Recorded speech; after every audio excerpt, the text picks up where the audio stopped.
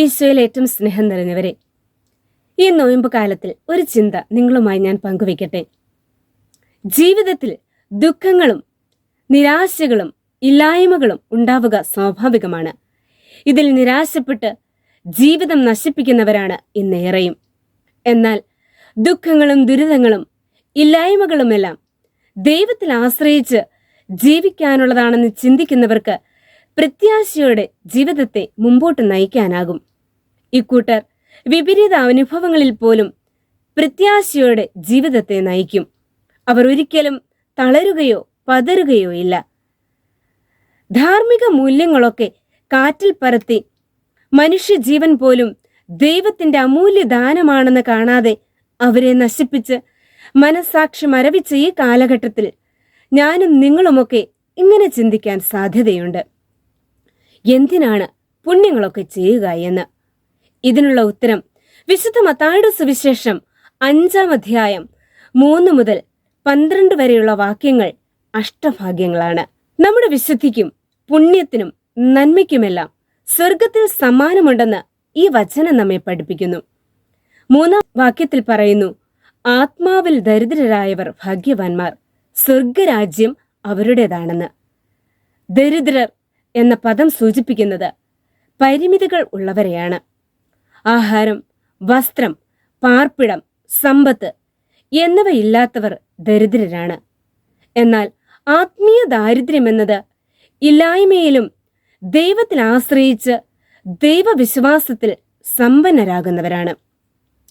ഈശോ ആഗ്രഹിച്ച ഭാഗ്യവാനാകണമെങ്കിൽ സമ്പത്തും ധൂർത്തുമെല്ലാം ഉപേക്ഷിക്കണമെന്ന് വചനം നമ്മെ പഠിപ്പിക്കുന്നു. നീ പൂർണ്ണനാകാൻ ആഗ്രഹിക്കുന്നുവെങ്കിൽ പോയി നിനക്കുള്ളതെല്ലാം വിറ്റ് ദരിദ്രർക്ക് കൊടുക്കുക. വീണ്ടും വചനം പറയുന്നു, ഈ രാത്രി നിന്റെ ആത്മാവിനെ നിന്നിൽ നിന്നും ആവശ്യപ്പെടും. അപ്പോൾ നീ ഒരുക്കി വെച്ചിരിക്കുന്നത് ആരുടേതാകും? ഭൗതിക വസ്തുക്കളിലും നേട്ടങ്ങളിലും മാത്രം ആശ്രയിക്കാതെ ദൈവത്തിലും ദൈവകാരുണ്യത്തിലും സുരക്ഷിതത്വം കണ്ടെത്തുവാനും ദൈവവിശ്വാസത്തിൽ സമ്പന്നരാകുവാനും നമുക്ക് സാധിക്കണം. അപ്പോഴാണ് ആത്മാവിൽ ദരിദ്രരായതിന്റെ സന്തോഷം അനുഭവിക്കുവാനും ദൈവരാജ്യം സ്വന്തമാക്കുവാനും നമുക്ക് സാധിക്കുക. ആത്മീയ ദാരിദ്ര്യം അതിന്റെ സമ്പൂർണതയിൽ ജീവിച്ച് കാട്ടിത്തന്നത് ഈശോയാണ്.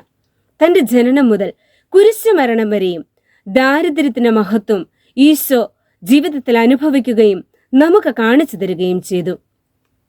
കാലിത്തൊഴുത്തിലെ ദാരിദ്ര്യവും ഗത്സമേനയിലെ രക്തം വീർക്കലും പീഡാനുഭവ വേളകളിലെ ഒറ്റപ്പെടലും ഒറ്റിക്കൊടുക്കലുമെല്ലാം ദൈവപിതാവിനെ മാത്രം ആശ്രയിക്കാനുള്ളതായിരുന്നു.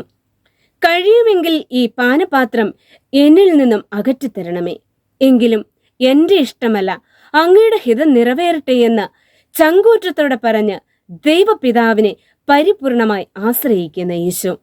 ഇവിടെ പിതാവായ ദൈവം ഈശോയുടെ കുരിശ് മാറ്റിക്കൊടുക്കുകയല്ല ചെയ്തത്. ഈശോയ്ക്ക് കുരിശ് വഹിക്കുവാൻ പരിശുദ്ധാത്മാവിലൂടെ ശക്തി നൽകുകയാണ് ചെയ്തത്.